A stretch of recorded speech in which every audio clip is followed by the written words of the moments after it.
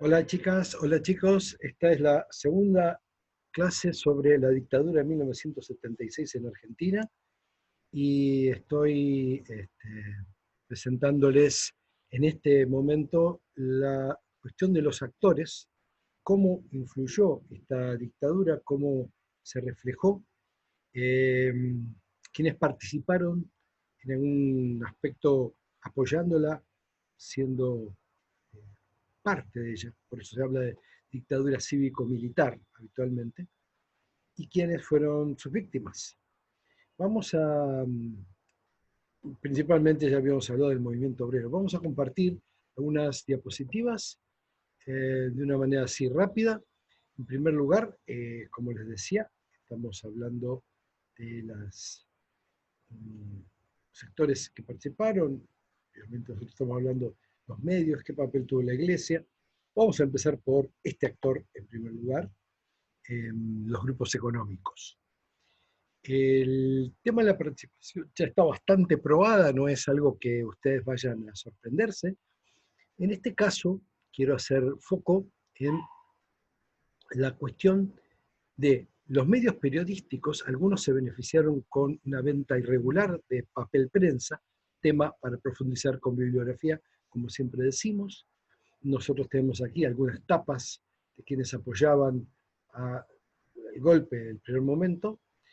Eh, las empresas, algunas de ellas cediendo materiales, instalaciones, listas de trabajadoras y trabajadores que podían ser sospechosos de subversión para esa ambigua categoría que se utilizaba en la época.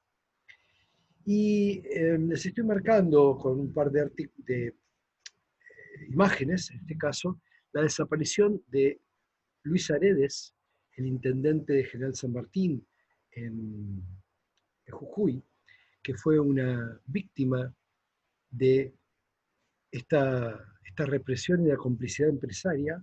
La noche del apagón se llamó cuando se organizó un secuestro de un centenar de trabajadores y del propio intendente, que empleó fuerzas irregulares, gente no identificada que utilizó camionetas, vehículos y recursos de la empresa Ledesma, por la cual está juzgado en Ingenio Ledesma su jefe, Blaquier, que está ahí en una foto abajo. Este es un afiche de la campaña del gobierno argentino de hace unos años para avanzar y poner en contexto esta participación de los grupos económicos, algo bastante complejo, porque en los lugares pequeños, quien más que menos tenga algún familiar que está en la empresa que todavía es muy activa, es muy difícil declarar en contra de los jefes o de los jefes de un primo. Muy difícil que el poder local político no esté relacionado con el poder económico. Entonces, son causas bastante complejas. Les recomiendo que investiguen y la puedan seguir en otro momento.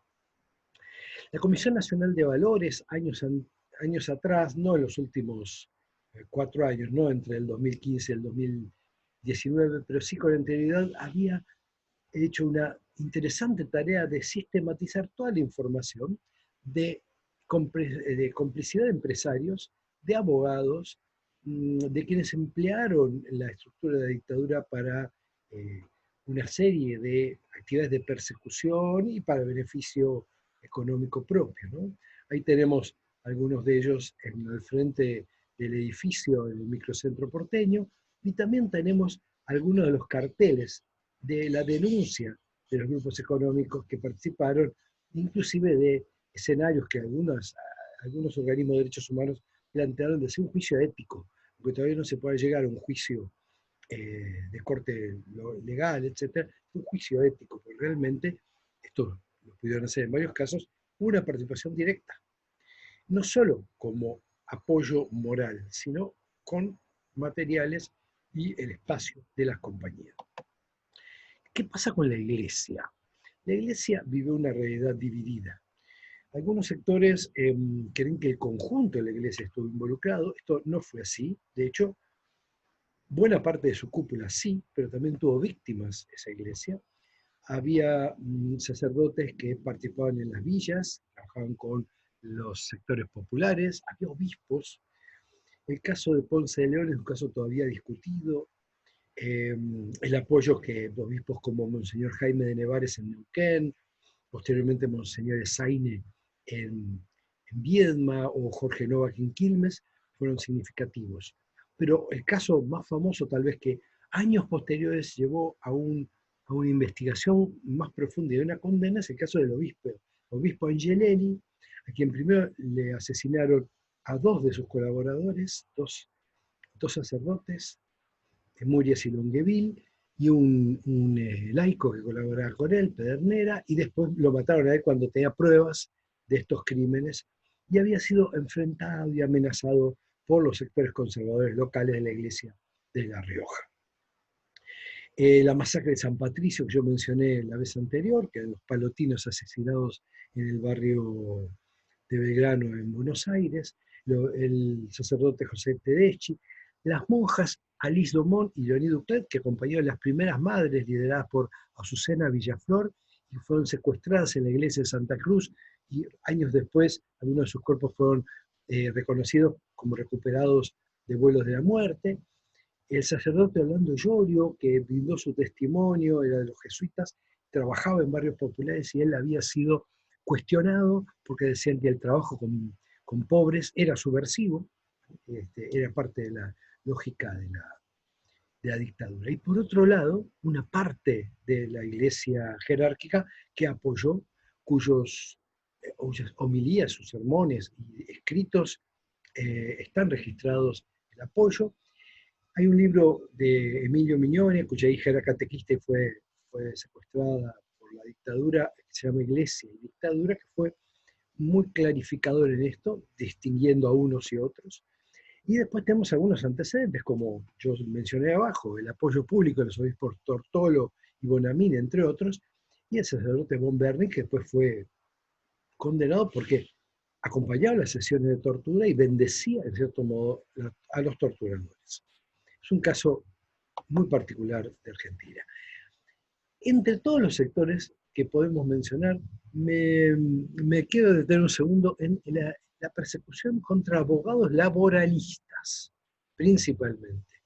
Y entre ellos, entre otros episodios, la famosa Noche de las Corbatas, que tuvo lugar en el 77 en Mar del Plata, cuando un conjunto de abogados fue secuestrado, principalmente el que los lideraba era Norberto Centeno, y bueno, esto está en ese marco de persecución que ya venía de la época del 75 en algunas facultades con el Comando Nacional Universitario, perdón, Concentración Nacional Universitaria y otros grupos de derecha. Esto ya venía, la ofensiva contra los abogados laboralistas es una marca después. ¿Por qué contra un abogado laboralista? Que no eran parte de ninguna organización que pudiera el gobierno considerar en sí misma subversiva, porque era parte de la ofensiva contra el movimiento obrero, que es algo al que tenemos que dedicarnos ahora. Y esta ofensiva contra el movimiento obrero tiene, por un lado, la represión directa como a tantos otros, y en este caso, la diferencia es que no solo iba contra las cúpulas, sino contra los delegados y las delegadas.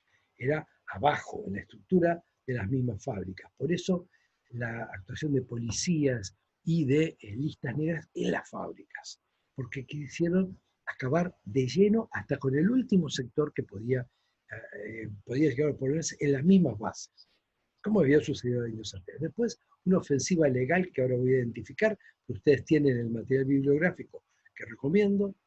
La Comisión de los 25, un germen de un grupo pequeño de gremios que los que no habían sido intervenidos todavía no tenían a sus líderes en la cárcel, que después dará pie a otro tipo de organizaciones y finalmente a la resistencia de la CGT Brasil. En tanto, después la CGT Azopardo será la que reorganizará y nucleará un sector más colaborador todavía con la dictadura o más afín a la dictadura. Pero todo este movimiento obrero consistirá en un actor significativo para la resistencia, más larvada, tal vez más dispersa, con algunas huelgas aún en plena dictadura, pero que va limando y va acompañando el proceso más amplio de resistencia de toda la sociedad, que se expresará en una marcha muy fuerte el 30 de marzo del 82, que ya mencioné en la clase anterior, que recomiendo antes de ver esta, para entender mejor de qué se trataba de dictadura, y que fue reprimida violentamente y silenciada con la censura que ejercía el gobierno en los medios, y 2 días después tiene lugar la ocupación de Malvinas, ese gesto de recuperación del territorio nacional, pero en un contexto y con unas intenciones que lamentablemente lo hicieron un caso terrible, muy doloroso también. Ya hemos hablado de esto y ustedes tienen bibliografía que pueden profundizar. Respecto a la represión, obviamente, el objetivo era inmovilizar a la clase trabajadora con prisión aún de dirigentes moderados, prohibir la actividad gremial, intervenir en los sindicatos. Y en un segundo plano, la eliminación de sectores combativos, secuestros, cárceles, asesinatos, el control de comisiones internas de fábricas, desapariciones, todo es lo que decía, delegados, todo, y la intimidación, inclusive en lugares de trabajo por parte de grupos militares o de patotas, como se suele denominar. Entonces tiene ahí a 3 casos, el de René Salamanca, de Mata, que fue desaparecido, el de José Guillán, de Fueta, que estuvo 7 años preso, y de Alberto Piccinini, de Metalúrgicos, que sufrió varios hechos de represión, pero logró sobrevivir. ¿Qué es esto de la ofensiva legal, que es el segundo punto que yo les marcaba previamente?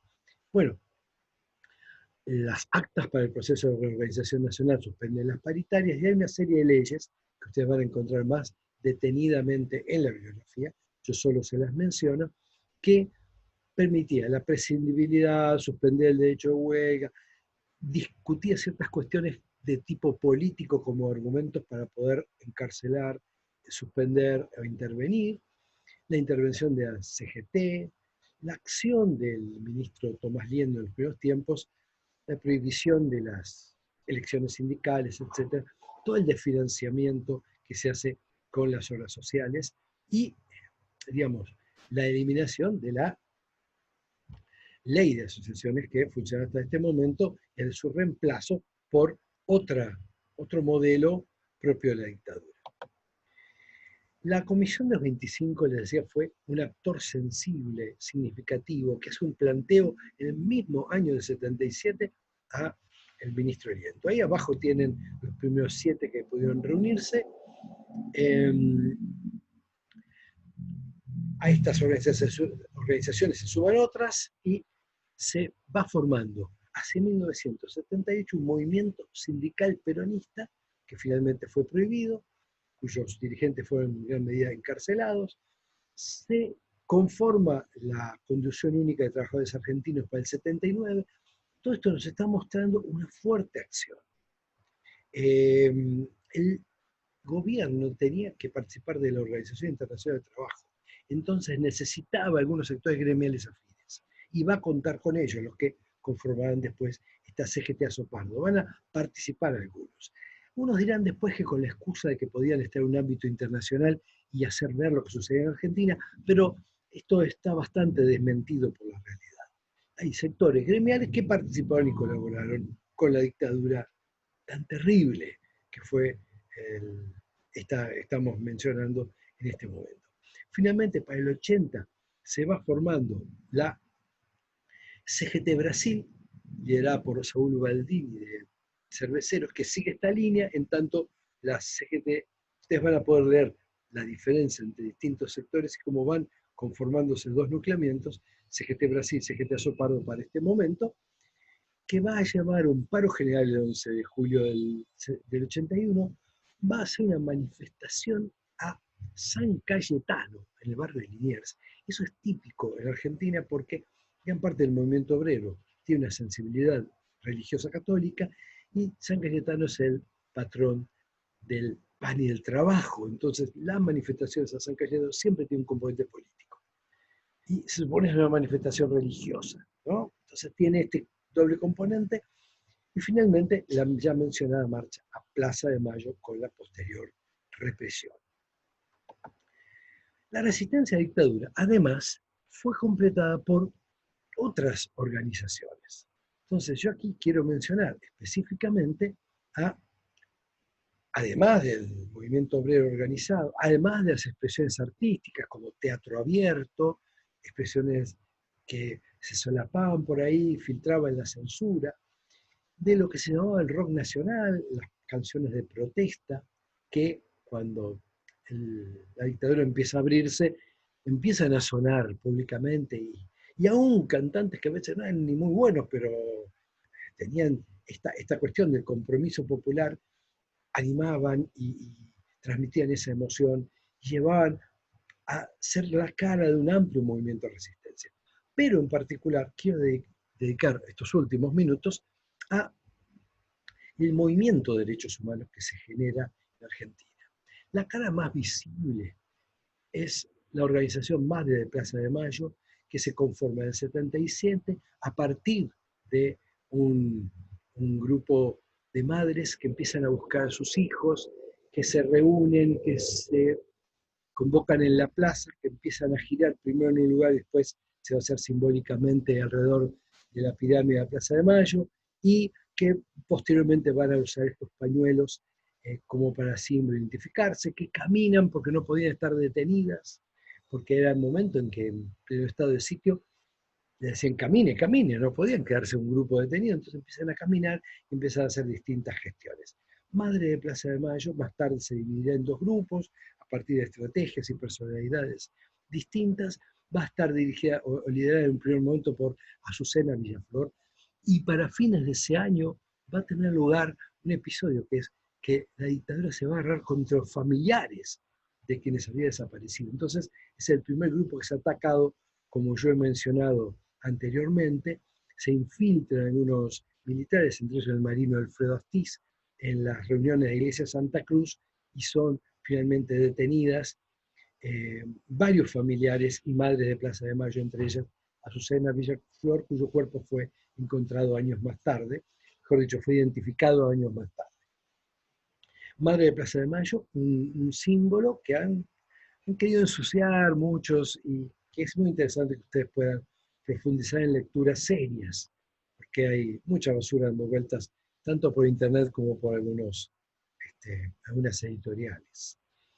Y la otra organización que quiero destacar es la de Abuelas de Plaza de Mayo, que va a surgir para buscar a los nietos y a los niños y niñas nacidas en cautiverio, porque muchas mujeres se han ido embarazadas, fueron secuestradas estando embarazadas, y después se pudo recomponer un plan sistemático de robo de niñas y niños, que fue probado en distintos juicios. Y ustedes pueden encontrar mucho material al respecto si saben buscar o si consultan. Eh, las instalaciones, por ejemplo, en la vieja escuela de Mecánica de la Armada, actual sitio de la memoria, espacio de la memoria, donde tenían el parto y donde se llevaban a los niños. Esto se pudo recomponer bastante y se permitió un amplio avance en más de un centenar de hijos e hijas de personas desaparecidas que finalmente pudieron eh, recuperar su identidad. Y por eso quiero mostrarles un mapa inicial, porque actualmente hay muchas organizaciones que han cambiado y otras que se han sumado, de las organizaciones de derechos humanos que van siendo parte de este movimiento al final de la dictadura. La Liga Argentina por los Derechos del Hombre, que había sido fundada en el 37, el Servicio de Paz y Justicia, que llevó a que en el 80 su dirigente, Adolfo Pérez Esquivel, sean premiado con el Premio Nobel de la Paz, un signo exterior de apoyo a las luchas locales, la Asamblea Permanente por los Derechos Humanos, que también es un poco anterior, el Movimiento Ecuménico por los Derechos Humanos, que reúne a gente de diversos credos religiosos, las madres que les mencioné, familiares de detenidos y desaparecidos por razones políticas, las abuelas que también les mencioné, el Centro de Estudios Legales y Sociales, que reunió inicialmente abogados para que puedan avanzar con esto, y más tarde se sumaron hijos. Hijos por la identidad, la justicia contra el olvido, el silencio fue una especie de acrónimo que usaban en los primeros tiempos y que empezó a visibilizar en tiempos de indulto la injusticia de haber acabado con